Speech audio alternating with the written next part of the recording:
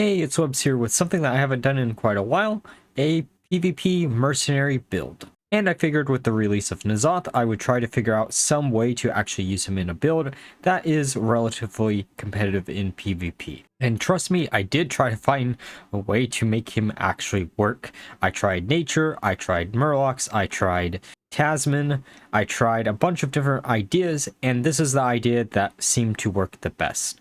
And a fun little interaction between Diablo and Nzoth's tokens is the fact that you can actually make them do double damage against whatever target if you use Diablo's final ability, which is a little funny synergy that most people wouldn't actually think of. But for the most part, you're actually just using him as a way to buff up Diablo's HP with Diablo's Black Soul Stone equipment, and to buff up Sylvanas' attack with her second ability as much as humanly possible within a shadow team without having to rely on another type of token generating mercenary. And because I haven't really touched PvP that much for mercenaries very recently until now, my rank is a little bit lower than normal. It's around 7k. I usually try to go for 10k at a bare minimum per month. Just with how the metagame is right now in mercenaries, I just haven't been really motivated to actually do so. With those warnings out of the way though, let's get into the mercenary by mercenary breakdown. The first mercenary on the team is Kazakus, using Wild Vine as his equipment to increase the attack and HP of all of the mercenaries that you play along with him. We're mainly using him for build a golem, where we're going to basically be spamming the 6/6 golems. Though if he does live long enough where Nzoth is actually on the board and has access to his final ability, you could put up a taunt golem instead. But outside of that, usually the only other ability that you use is Shadow Claws whenever you have access to Vol'jin's third ability, as you can actually buff this up to being 12 damage per hit, and it's pretty easy to actually get quite a few hits off of Shadow Claws. The second mercenary on the team is Trigore. Trigore's in here for backlash, and that's about it. Razor Claw is the equipment that we're using to give him an additional attack, and for the most part you don't actually use any of the other abilities with him. You just have to focus on leveling up these two. The third mercenary on the team is Diablo, which we're using Black Soul Stone as his equipment, and we're mainly using him as a way to do a bunch of damage to our opponent, either through Fire Stomp or Apocalypse, in combination with some of the tokens that we actually generate. Though Doom Charge is actually pretty useful in this build too, just to slow some things down since you don't have ways to speed up Diablo within the team.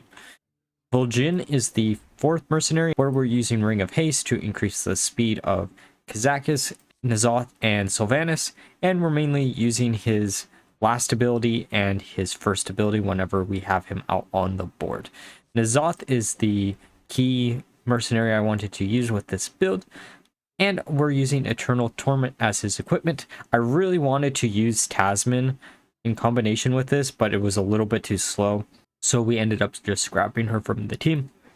And for the most part, you're just going to be spamming Spawn of the Nzoth. Though if your opponent does generate some tokens, you could make some really funny decisions with Gift of Nzoth. It's just not usually necessary. And finally, Corrupted Viscera is a huge source of damage if you can get any tokens to actually stick on the board.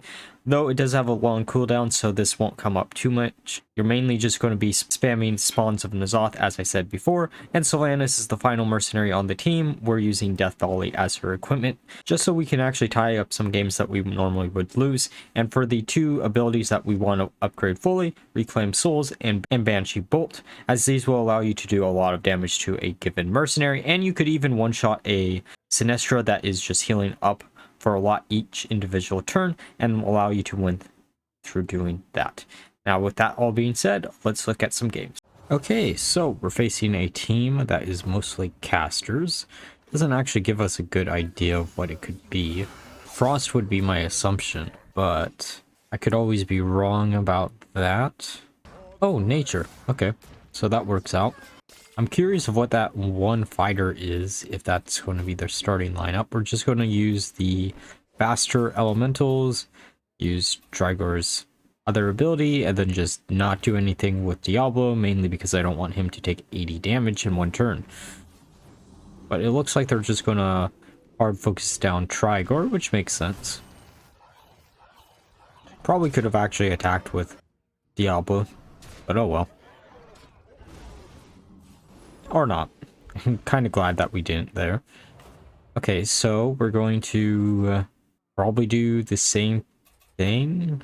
Actually, no, with Trigore, we're probably going to use the Apocalypse on Diablo, not Trigore. They're going to block taunt or get additional damage. That's fine too. I'm not too worried about it per se. They're going to kill Trigore, which is fine. We do have a bunch of casters on our bench, so we can just bring in any of them. Diablo's just going to get bigger and bigger here. Going to put down Vol'jin, and then this turn we'll probably use Shadow Claws plus the Shadow Weakness on Vol'jin. Should be able to nuke most of their board that way, and then we can just use Fire Stomp. Or we could actually use Doom Charge to try to make Yulong a little bit slower and just finish her off before she can actually do any damage to Diablo. Okay, that's a bit of damage there. We just have to hope that Shadow Claws actually hits the protectors, and it does, so we actually are going to be able to clear most of their board here. And then we slow the Brightwing to a point where Apocalypse will automatically trigger next turn. At least 2 stomps. And by Apocalypse, I mean Fire Stomp. Ooh, Sinestra is a little bit annoying. We're going to put up a taunt. And then we're going to use Shadow Surge. And then Fire Stomp. I think everything here besides the Sinestra is slower than Diablo, so we should be able to win. Putting up the taunt just in case for some weird reason they decide to actually attack, and they actually did try to attack with Sinestra. That's kind of a weird thing to do, but I'm not the one making decisions. Here we're probably going to want to use Shadow Claws again, Curse of Weakness, and Apocalypse. It might actually be better just to put up a taunt, just in case. Curse of Weakness on everything. It's it real low. Are they really? Okay. They're actually using Twilight Extinction.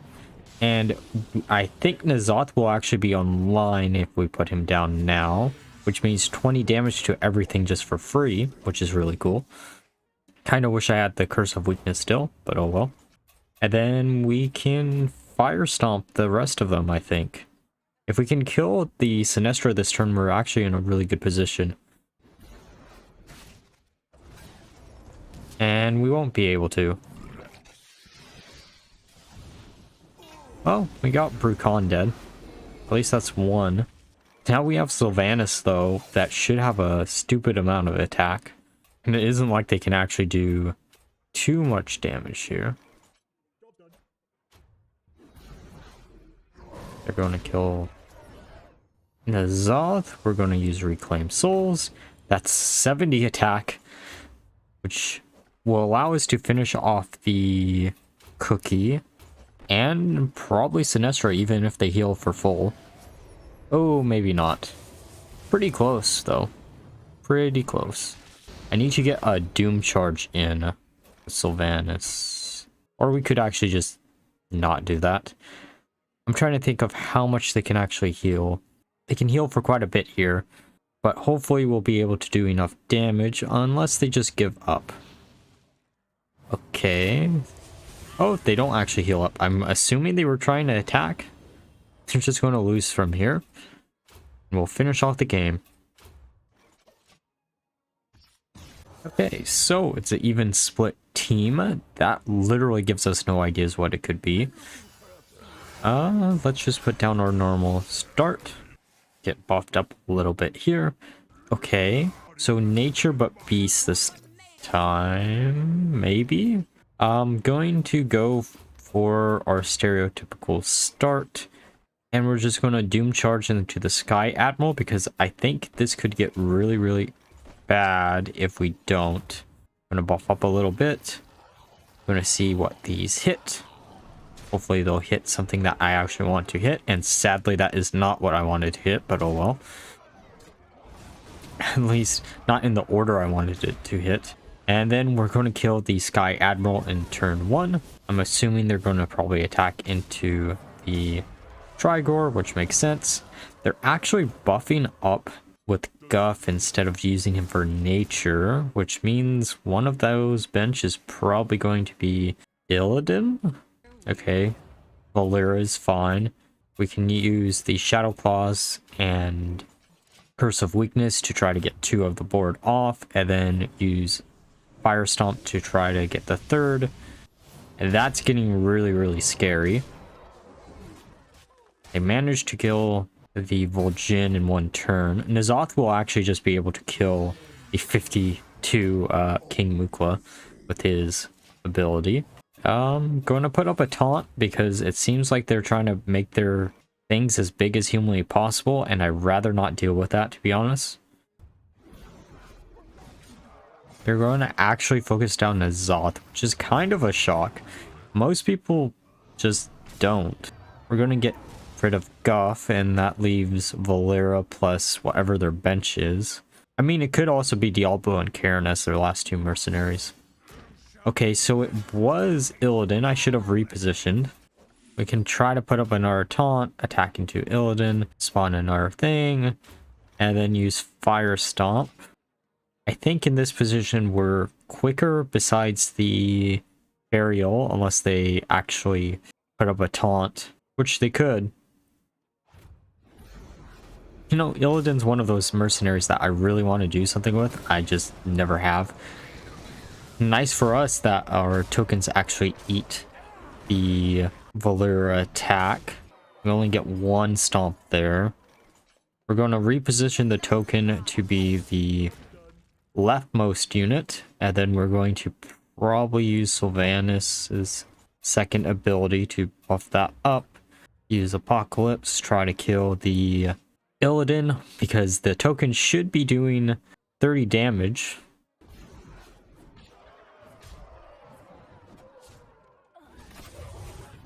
So that doesn't hit what I wanted to hit, but that should, and it kills Illidan, which is all we needed. And now we should be able to use Corrupted Viscera and then use Fire Stomps and just win the game from here. Because Cariel should take 60 damage, and then we just have to deal with the other mercenary. And our Diablo has such large HP pool that it isn't even funny.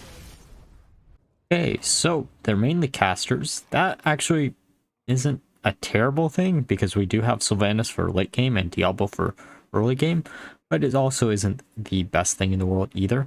We're just going to put down the normal 3 since Trigore is probably going to die almost instantly. I'm assuming this is probably going to be Frost with that as many casters as they currently have. Alright, so it looks like nature. It's interesting they didn't start with a Malfurion, but it is what it is. We're just going to do our stereotypical start, focusing down the Brucon, trying to kill it in 1 turn if we possibly can. If we can't, it's alright too. Okay, let's see what the closest one hits. Hits Guff, which is probably the lowest priority out of them all, but it's fine. Can they actually kill Trigore before we actually get to attack with Diablo? And it looks like they can, so we're not going to be able to kill the Brucon in 1 turn. Going to put down Vol'jin. I'm assuming they're probably going to try to heal up here a little bit too. Well, we could use Build a Golem again, or Shadow Claws. Shadow Claws is going to be a little bit weaker than I normally like to use it, but we still could do it. Going to go for the faster golems and then go for other stereotypical turn 3 play. We should be faster than most of their mercenaries, so I'm not too worried about Diablo.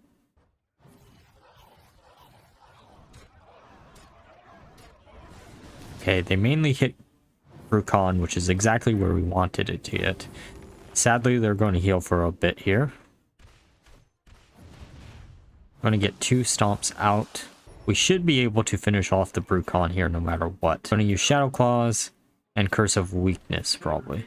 Or just go for faster because Vol'jin is a little bit slower. We're going to use Doom Charge on Brucon.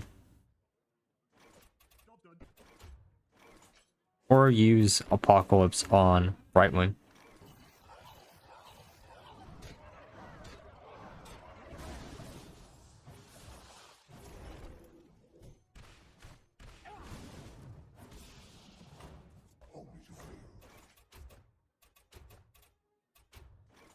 Okay, so we should be able to kill all of their mercenaries here. At least I hope we can kill all of their mercenaries here. They're all really, really low. Curse of Weakness kills 2 out of 3. They're going to heal up a little bit here. We're going to use our token generator, Doom Charge, and now we just have to deal with their bench. That's an interesting bench. I mean, Trigore and Cookie make sense, but Galvangur is interesting.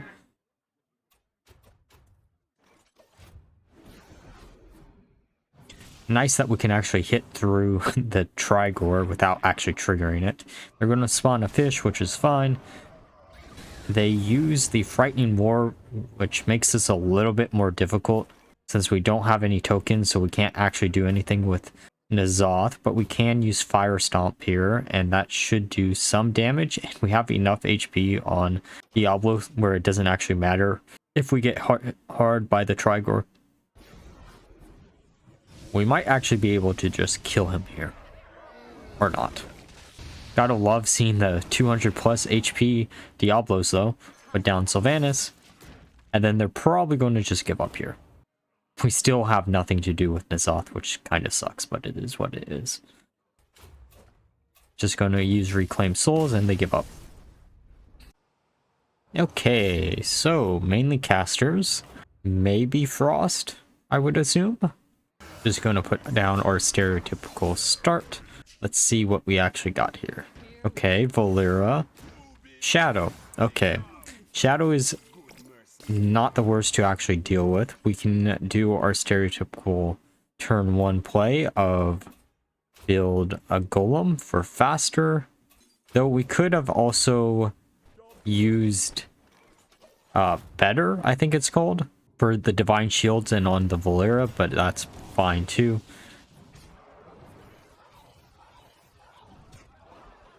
Okay, so we're going to kill their golem. They put up a taunt. Okay, so we're going to focus down the Vol'jin as much as humanly possible. Then do the same as the first turn. Though our Trigore is slow, so we won't actually get the additional damage. But we might be able to prevent him from taking the hit from Vol'jin if we use better. Okay, they're just going to use faster. I'm assuming one of the bench then is probably Sylvanas if they're going to keep spamming that ability. Trigore sadly dies. We're just going to build the golem, kill the Vol'jin. Then we get to put down our Vol'jin. Sure, we'll only get like 3 hits out of our Shadow Claws if we decide to use that. Okay, they're putting down Cookie. That's interesting. Let's put down harder just because we don't have room and we might as well. They're sadly probably going to be able to kill the kazakus this turn though, which is still fine. Actually deciding to make the Vol'jin a bit slower just because why not? It also prevents the Fire Stomp from doing absolutely nothing if we do.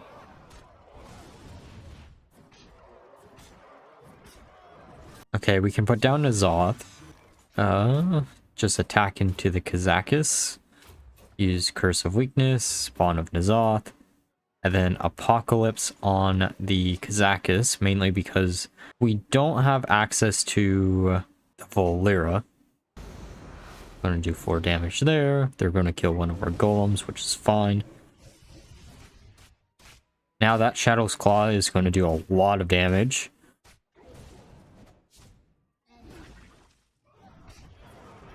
Okay, so Vol'jin is almost dead. Okay, so we have 1 turn until we can actually use Nzoth's final ability, but we should be able to buff up Sylvanas to a pretty good level, given how this game has went so far, and we can just focus down Kazakus since that seems to be their main source of damage right now. And we have 200 plus HP on Diablo, so might as well try to get him as big as humanly possible, right? And our token's actually going to eat 2 out of the 3 of their tokens, which is pretty good. We're going to kill the Valera, only getting 1 Fire Stomp, almost killing the Kazakus here, though we do kill it guaranteed next turn with Nzoth's equipment. Okay, let's see what they actually have on the bench. Okay, Sylvanas, that actually doesn't shock me whatsoever. We can use the Sylvanas to try to kill their Sylvanas, and then use Apocalypse on it too, to guarantee the kill. And we can use Viscera to just nuke everything else on the board. Almost 300 HP on the Diablo. They just give up. Alright, now that we're through the games, let's discuss my final thoughts of the build. So overall, I spent a long time actually trying to figure out a build that Nzoth could actually fit in, and sadly to say, some of the more funny synergies that you could actually use weren't as reliable as something like this. And that's really kind of depressing to actually say, though I will say Nzoth has a lot of future potential whenever we do see additional Old God mercenaries, but until then I think he's just going to be regulated to a token generating mercenary, and that actually fits pretty well in the existing shadow comps, where one of your big finishers scales off of how many tokens you can actually generate throughout the game, and this allows you to just not run any other token generating mercenaries that you might normally want to in a shadow based team, and just have a little bit more overall synergy. So if you have all these mercenaries, try this one out. Otherwise, I can't actually really recommend it. It is decent enough that you can actually win quite a few games. It's just not Frost or other Trigore builds. There's other ways to abuse Trigore that is a little bit better, but it's cool to actually figure out a way to actually use Nzoth in any type of mercenary comp. That all being said, if you enjoyed the video, please do like, comment, and subscribe, and until next time, bye bye.